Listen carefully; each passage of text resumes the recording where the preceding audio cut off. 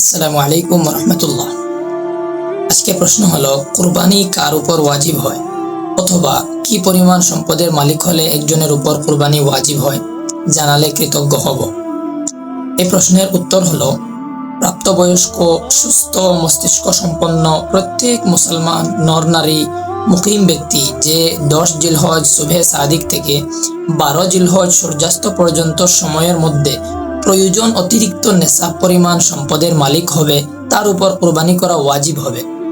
নেশাব হলো স্বর্ণের ক্ষেত্রে 7.5 ভরি, আর রূপার ক্ষেত্রে 52.5 ভরি, আর অন্যান্য বস্তুর ক্ষেত্রে 52.5 ভরি রূপার সমমূল্যের সম্পদ।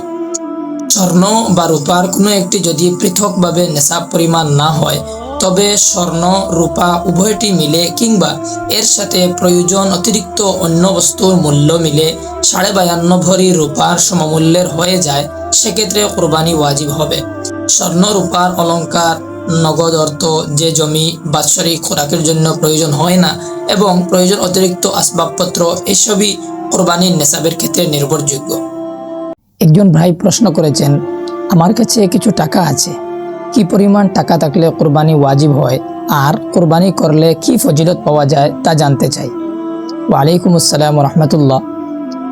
এই প্রশ্নের উত্তর হলো, কুরবানির দিনগুলোতে অর্থাৎ 10 জিলহজ ফজর থেকে 12 জিলহজ সূর্যাস্ত পর্যন্ত 52.5 তোলা রূপা বা এর সমমূল্যের প্রয়োজনের অতিরিক্ত সম্পদের মালিক হলে কুরবানি ওয়াজিব হয়।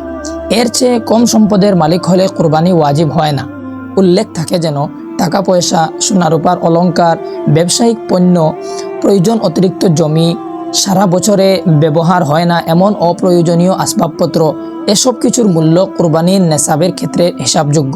সুতরাং আপনার নিকট জমা টাকা এবং প্রয়োজন অতিরিক্ত সম্পদ মিলে 52.5 তোলা রূপার বর্তমান মূল্য পরিমাণ থাকলে আপনার উপর কুরবানি ওয়াজিব, অন্যথায় ওয়াজিব নয়। হাদিসে কুরবানির অনেক ফজিলত বর্ণিত হয়েছে। যেমন এক হাদিসে আছে, কুরবানির দিন পশু কুরবানির চেয়ে আল্লাহ তাআলার নিকট প্রিয় অন্য কোনো আমল নেই।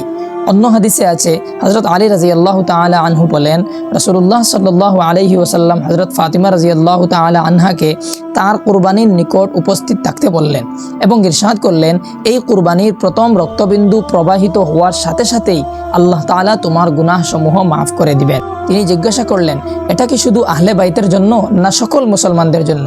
তিনি বললেন, এই ফজিলত সকল মুসলমানদের জন্য। কুরবানি সংক্রান্ত জরুরি মাসাইলগুলো জানতে অবশ্যই আমাদের সাথে যুক্ত থাকবেন এবং ভিডিওটি জরুরি মনে করলে শেয়ার করে অন্যের কাছে পৌঁছে দেবেন এবং লাইক করে নিজের মূল্যবান মতামত ও কুরবানির সংক্রান্ত কোনো প্রশ্ন থাকলে কমেন্টের মাধ্যমে তুলে ধরবেন এবং ফেসবুক পেজ থেকে দেখলে পেজটি ফলো করবেন, আর ইউটিউব চ্যানেল থেকে দেখলে অবশ্যই চ্যানেলটি সাবস্ক্রাইব করে পাশের বেল আইকনটি বাজিয়ে রাখবেন। আসসালামু আলাইকুম রহমতুল্লাহি ওয়া বারাকাতুহু।